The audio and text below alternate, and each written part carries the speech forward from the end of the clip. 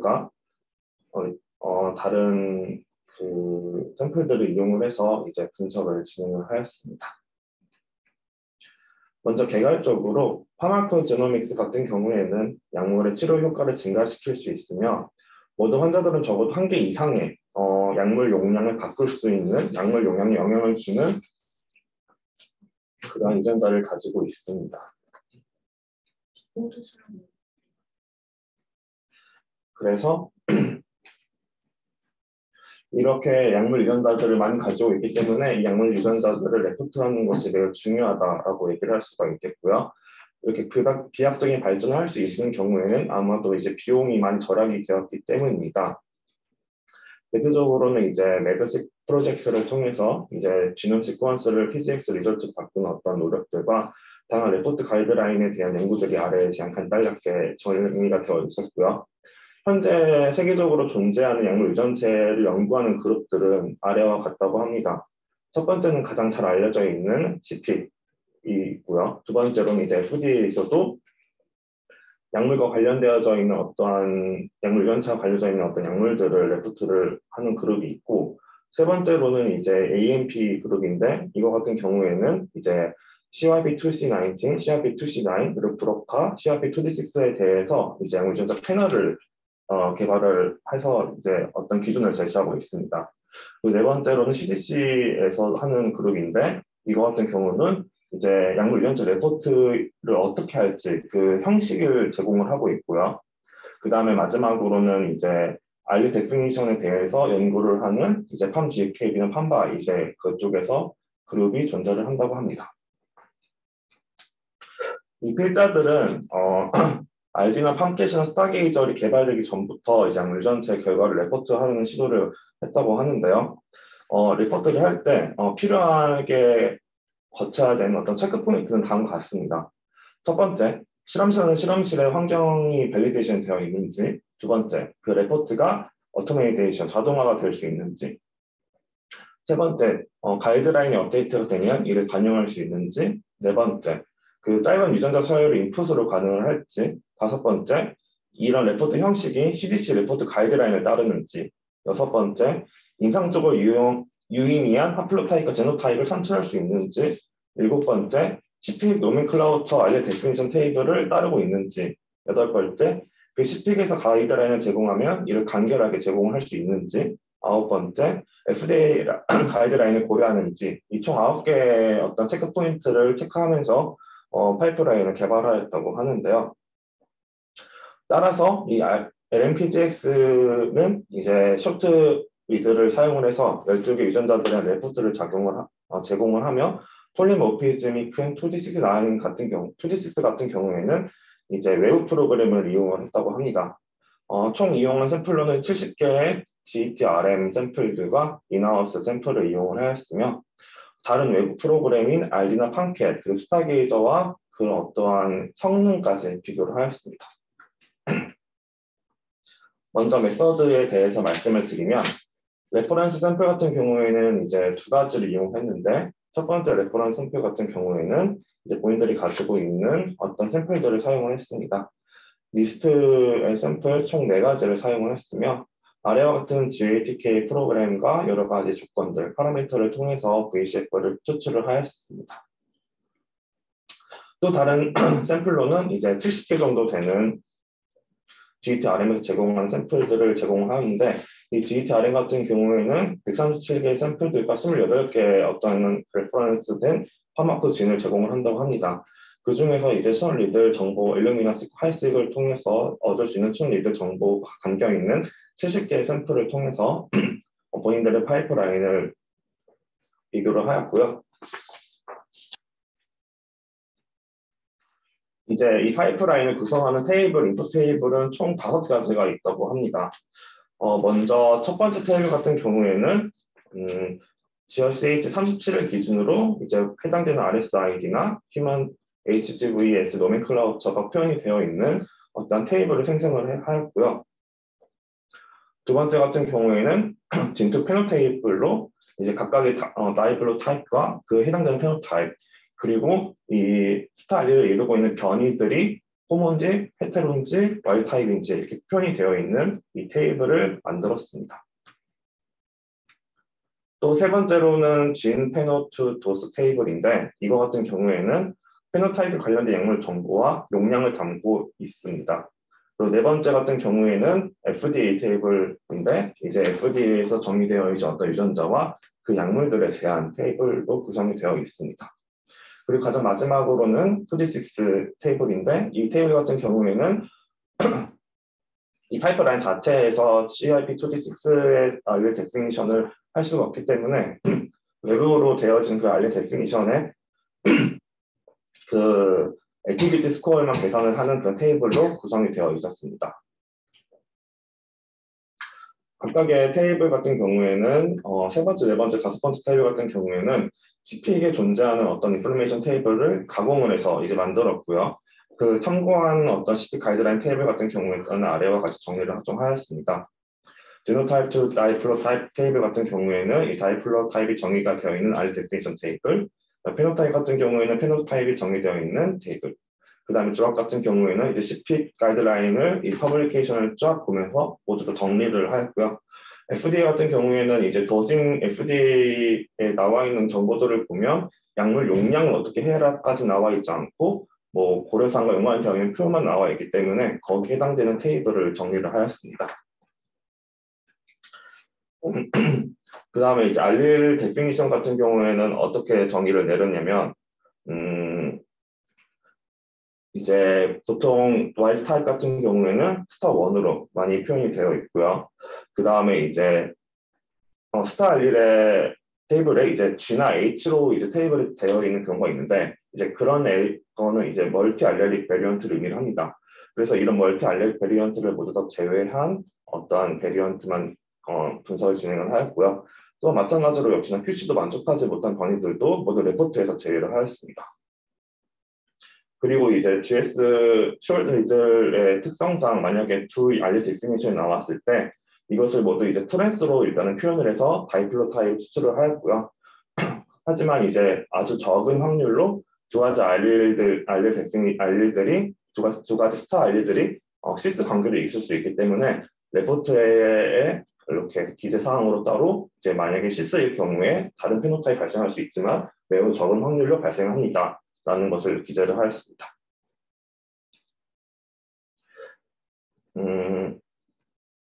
이제 그리고 페노타입의 정의 같은 경우에는 CP 노멘클라처 워크그룹에서 이제 정의가 내린 그 정의를 그대로 따라갔는데요.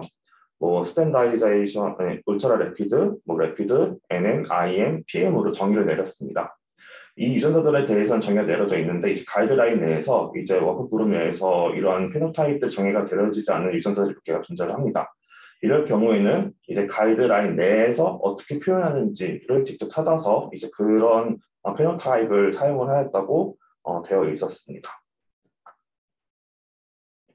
그리고 밑에 같은 경우에는 이제 알릴 데피니션을 어떻게 내리는지에 대한 기준은 이제 2016년도 CDC 가이드라인에 존재를 해서 이렇게 기준 적용을 하였고 실제로 CP 가이드라인도 이러한 기준을 통해서 정의가 내려진 것을 알 수 있었습니다. 근데 이제 다루는 약물 유전자들 중에서도 좀 까다로운 녀석들이 몇 가지가 있는데 그 중에서 두 가지 정도가 이제 따로 정리가 되어 있어서 이 페이지를 준비해 봤는데요. 근데 G6PD 같은 경우에는 그 변이도 매우 낮고 이제 X 염색체와 관련된 변이기 때문에 이션리들 지놈에서 만약에 그 변이가 하나라도 발생이 된다면 그 변이와 관련된 페노타입을 바로 이렇게 매칭을 시켰다고 합니다. 그리고 이제 2D6 같은 경우에는 이제 매우 폴리모피즘하고 이제 2D7이라는 시도 진도 존재하기 때문에 이제 이거는 외부 프로그램을 이용을 해서 스타 알리를 정의를 내린 다음에 IMPGX에서 액티비티 스코어를 계산을 해서 페노타입을 이제 산출하는 방식으로 진행을 하였습니다. 뭐 이거 같은 경우에는 기존에 존재하는 프로그램과 비교를 하기 위해서 쓰인 프로그램들이고 아래에 조그맣게 적힌 그런 글씨들은 이 프로그램을 사용하기 위해서 넣는 어떤 인풋 파일과 어떤 과정 파라미터들을 다 정리하였습니다. 알리나 팜켓이나 스타게이저나 사이러스를 이용을 하였고 그 중에 사이러스 같은 경우에는 2D6 페노타입, 2D6 스타일을 산출하는데 가장 효율이 높다라고 이제 해서 IMPGX 같은 경우에는 이 여러 가지 프로그램들 중 사이러스를 이용을 해서 2D6의 스타일을 산출을 하였습니다. 그리고 이제 앞에서 본 이 유전자에서 이제 공통되어진 파마코친, 아주 정확하게 공통된 파마코친이 6개 있기 때문에 IMPGX 중에서 6개 유전자를 대상으로 이제 인하우스 샘플과 이제 레퍼런스 샘플들을 대상으로 분석을 하였습니다. 이제 결과에 대해서 말씀을 드리면 이런 방법을 통해서 이 LMPGX에서는 총 12개 유전자, 아래 총 12개 유전자를 이제 분석을 진행을 하였고요. 그 12개 유전자는 아래와 같이 괄호 표시를 하였습니다. 그래서 최종적으로 두 가지의 레포트를 산출을 해냈는데요. 첫 번째는 이제 도징 포맷, 그리고 두 번째는 넌 도징 포맷, 이 두 가지 레포트를 산출을 해냅니다. 도징 포맷 같은 경우에는 이제 진 베이스 다이플로 타입과 피노타입, 그리고 시픽 드러그가 어떻게 레코멘데이션이 되어 있는지, 그리고 FDA 라벨링 정보를 담고 있으며, 넌 버징 포맷 같은 경우에는 그냥 단순히 FDA의 라벨링이 어떤 약물이 라벨링이 되어 있는지만 이제 나와 있다고 합니다.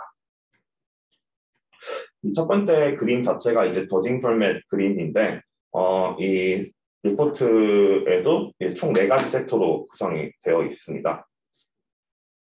첫 번째는 발견된 약물과 그 유전자가 어떻게 연관이 되어 있는지, 그러니까 약물의 용량에 영향을 줄 수 있는 유전자와 그 유전자에 대한 설명이 첫 번째 섹터에 들어가고요.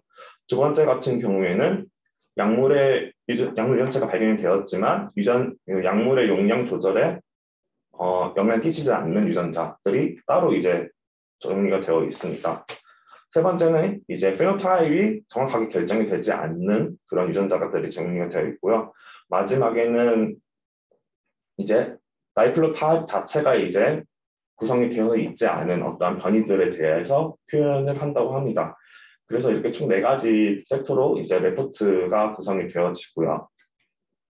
넌 더징 포맷 같은 경우에는 단순히 이제 약물 유전자와 연관된 약물만 이제 표시를 한다고 합니다. 그래서 이거는 비교적 간단한 형식으로 이제 FDA에서 어떤 약물이 있는지에 대해서 표현을 하고요. 그리고 이제 퍼포먼스를 비교하기 위해서 이제 분석을 진행을 또 하였는데요. 이제 인하우스 샘플 같은 경우에는 이제 이와 같은 샘플들을 사용을 해서 이제 분석을 진행을 하였습니다. 그래서 이제 V15 파일 같은 경우에는 기존에 알려진 거랑 100% 일치하는 모든 변이가 판출이 돼서 이제 V15 파일을 산출하는 데는 무리가 없다라고 판정이 되었고요. 이 그림 자체가 이제 전반적인 워크플로우와 각각에 해당되는 밸리데이션 스텝입니다. 먼저 이제 유전자 뱀 파일과 프렌 파일을 사용을 해서 CRP2D6는 다른 외부 프로그램을 사용을 해서 이제 산출을 하는 거를 ATD 스코어링을 하고요. 그 다음에 이제 GATK를 사용을 해서 V10 파일을 뽑아냅니다. 이 V10 파일을 잘 뽑아냈는지는 이제 레퍼런스 샘플들을 통해서 밸리데이션 한번 하고요. 그래서 앞에서 구성이 되어진 총 5개의 테이블을 사용을 해서 각각에 대해서 약물 유전자 페노타입과 도징 산출을 합니다. 이걸 잘 산출을 했는지도 이제 2가지의 레퍼런스 샘플을 통해서 각각 다 밸리데이션 하는데 이제 인아웃 샘플로 통해서 밸리데이션을 첫 번째로 하고 두 번째는 이제 GET-RM을 통한 샘플로 이제 또 이제 밸리데이션 진행을 합니다. 그리고 이 GET-RM 샘플도 이제 두 번을 이제 확인을 하는데요. 기존에 알려진 컨센서스가 맞는지를 또 확인을 하고 이 샘플들을 다른 외부 프로그램을 통해서 다시 한번 돌려서 그 외부 프로그램과 이 LMPGX 간의 어떠한 성능도를 또 비교를 합니다.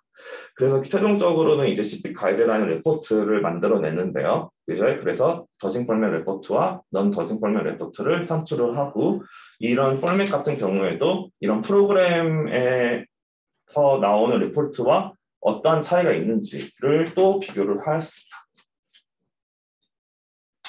그래서 이제 각각에 대한 다이플로 타입과 그 성능을 비교한 어떤 표인데요. GET-RM 레퍼런스를 비교를 하기 위해서 먼저 샘플을 분석을 하였다고 하는데 이제 여러 가지 유전자 12개 유전자 중에서도 이제 2가지 유전자 정도가 이제 제노타입 정확도가 좀 낮았다고 합니다. 이거는 이제 DPYD랑 이제 SLCOP1B1이란 유전자에서 지노타입의 어떤 일치율이 좀 나타났는데, 이거를 이제 확인을 하니까 이제 단순히 정의에 대한 어떤 차이였다고 합니다. 그래서 이거 같은 경우에는 각각의 변이는 일치하기 때문에 큰 무리는 없었다라고 이야기를 하고 있었고요. 그 VCF 파일을 산출한 다음에 이제 알려진 어떠한 다이플로 타입과 이제 얼마나 일치율을 보이는지에 대해서 70개의 GETR 샘플을 통해서도 이제 확인을 하였습니다. 이제 그리고 2D6 같은 경우에는 이제 시러스를 이용을 해서 이제 또 커플링을 진행을 하였고요. 이제 이렇게 많은 그 70개 샘플들 중에서 10% 정도 해당되는 샘플들이 이제 알려진 다이플로 타입이 나타나지 않았다라고 되어 있었습니다. 그런데 이제 이런 것들도 이제 확인을 해보니까 단순히 이제 명령에 의한 차이와 그리고 이제 IMPGX 자체가 이제 스타 알리를 컬링을 할 때 모든 스타 알리를 컬링이 하는 게 아니라 임상적으로 유의한 어떤 펑션이 알려져 있는 스타 알리들만 컬링을 합니다. 따라서 그거에 따른 차이 때문에 이제 이런 제노타입에 있어서 차이가 났으며 차이가 좀 나더라도 이제 페노타입 같은 경우에 가면 거의 일치율이 높아지는 그런 경향을 보입니다. 따라서 이런 명령에 의한 차이와 임상적으로 유의미한 것만 스타 알리만 가지고 레포트를 만들어냈기 때문에 거기에서 오는 어떠한 차이라고 말씀을 드릴 수가 있겠습니다. 그리고 이제 가장 최종적인 페노타입과의 어떤 비교를 또 진행을 하였는데요. 이거 같은 경우에도 이제 일치하지 않은 유전자들이 몇 가지가 존재를 하였습니다. 이제 DYPD 같은 경우에는 이것도 정의에 대해서 문제가 있었는데, 이거는 이제 업데이트에 관한 문제였는데, CP 가이드라인의 업데이트가 이루어지면서 그전과 그 업데이트가 되어진 내용 간의 어떤 상해 부분이 있기 때문에 이 세 개의 샘플 같은 경우에는 차이가 있었고요. GCSPD 같은 경우에는 이제 이거 같은 경우에는 X크로모솜의 변이가 있기 때문에 X크로모솜의 변이가 발견되지 않아서 그 변이를 V19 파일을 만드는 과정에 있어서 문제가 있었다고 합니다. 또한 TPMT 같은 경우에는 이건 이제 페노타입 정의에 대해서 이제 그 차이로 인해서 만들어졌는데요. 보통 스타1이 노멀 와일드 타입이라고 되어 있는데 이제 GETRN 같은 경우에는 스타 88이 와일드 타입이라고 되어 있어서 그거에 대한 차이가 발생을 하였고요.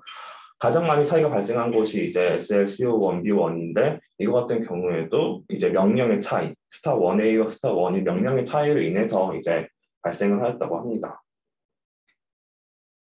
또한 이 그림 같은 경우에는 현재 존재하는 대표적인 어떠한 스타 리포트 프로그램과 LMPGS 간의 어떤 비교를 나타낸 건데요. 알리나 팜캣이나 스타게이저 중에서도 이제 가장 많은 스타 알리를 컬링할 수 있는 프로그램 같은 경우에 약간 51개 정도로 스타게이저가 이제 컬링을 할 수 있습니다. 그리고 LMPGS 같은 경우에는 다른 프로그램 같은 경우에는 모든 스타 알리를 기준으로 모든 스타일을 통해서 이제 페노타입을 결정을 했다면 이 같은 경우에는 이제 임상적으로 액셔너블한 알리들만 가지고 이제 스타 알리를 컬링을 진행을 하였고요. 또한 또 차이점이라고 보면 다른 프로그램 같은 경우는 FDA에 라벨링 되어 있는 약물들을 다루지 않는데 이제 LMPGS 같은 경우에는 FDA 라벨링 되어 있는 약물들까지 다룬다는 게 가장 큰 차이점이라고 할 수 있었습니다.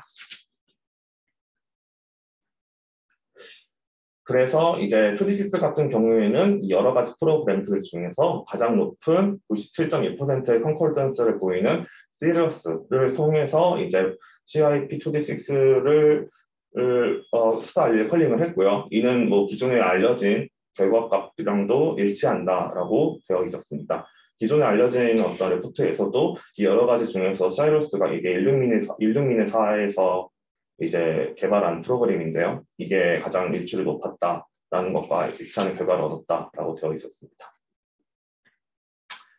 그래서 이 디스커션 부분에서는 이제 몇 가지 챌린지가 존재를 했는데, 이 스타 LMPGS 같은 경우에는 모든 약물 유전자가 아니라 일단 12개의 약물 유전자만 대상으로 진행을 하였습니다. 왜냐하면 아래와 같은 약물 유전자들은 특히나 좀 다루기 어려워서 트리키해서 이제 12개만 진행을 하였다고 하는데 HL 같은 경우에는 워낙 제노타입 디피컬티가 워낙 강하기도 하고 CRP2B6 같은 경우에도 이제 2B7이라는 어떤 슈도진이 존재하기 때문에 이거를 구별하기 위해서는 이 변이가 필요하다고 합니다. 하지만 이 변이에 해당되는 정보가 없어가지고 이제 분석을 못했고요. UGT 같은 경우에는 이제 TA가 TATA라는 프로모터 유전 때문에 분석이 좀 어려운 유전자라고 합니다. 그리고 mtRNA 같은 경우에는 이 유전자 같은 경우는 이제 미토콘드리아에 존재를 하기 때문에 이런 유전자들을 분석까지 이제 이 파이프라인에 포함하는 것이 최종적인 목표다라고 필자들은 이야기하고 있었습니다. 또한 이 CFTR 같은 경우에는 이제 그냥 낭섬 섬유증과 관련이 되어지는 유전자이기 때문에 이거는 약물 유전자보다는 그냥 이 환자들에 의해서 많이 발견이 되기 때문에 굳이 분석에 있어서 넣지 않았다라고 이야기를 하고 있었고요. 그 다음에 이제 하나의 또 장점이라고 할 수 있는 어떤 챌린지는 이 프로그램 자체가 이제 FDA 라벨링도 포함하고 있는데 이제 CPIC 워크그룹과 FDA에서 일하는 워크그룹 자체가 다른 기준을 통해서 이제 약물 유전자와 약물들을 연관성을 비교를 합니다.